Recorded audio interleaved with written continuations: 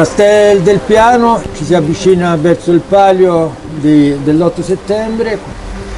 Allora, siamo con Walter Pisano, maniscalco di professione, ma anche maniscalco della contrada delle Storte.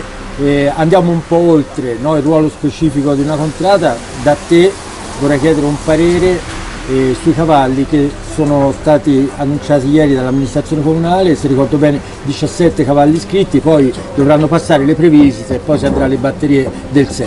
Sì, 17 cavalli è già un bel numero per Castel del Piano, quindi già la festa sta iniziando bene. La terra spettacolare, visto la pista come era prima, ora veramente meravigliosa.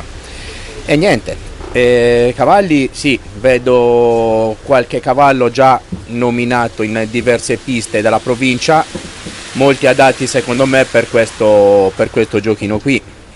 Ecco, ci sono delle conferme, cavalli già presenti a Castel del Piano, ma Sì. anche tante novità. Sì, se ho ben infatti, visto. quelli ben visti qui, Ecco. che hanno già fatto bene qui nel posto, diciamo, sono un amore, che è un cavallo da prendere in considerazione, come tanti altri, tipo un Pavot, Denis Beauty, Benito Baio.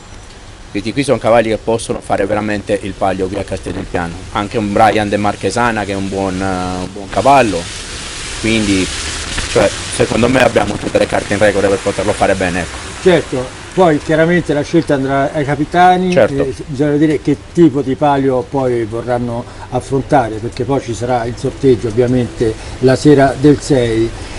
È una pista silicia, insomma sabbia silicia, quindi una pista molto diversa dalla precedente. Questo è stato un investimento che la sindaca Peraccini ha subito voluto fare. Secondo te è stata un'idea giusta, una terra che può andare bene qui per Castel del Piano? Sì, secondo me l'idea è stata proprio azzeccata, veramente. Ci sono andato prima a vederla personalmente e la terra è bella, bella veramente. Cioè, in questo momento sta piovendo, sembrerebbe che pioverà anche nei prossimi giorni. Questa è una terra che sembra superare, no? questo Sì, tipo sì, di... sì, qui senza proprio nessun tipo di problema. Sta terra è drenante, bella, visto poi il palio di Legnano che a mezz'ora dalla corsa ha diluviato, hanno molto corso il simile. palio, quindi la terra è meravigliosa, davvero. Ecco, allora vorrei entrare velocemente per quanto possibile sulla tua professione, perché è importante il maniscalco. Il maniscalco è importante. Mette le scarpe, no?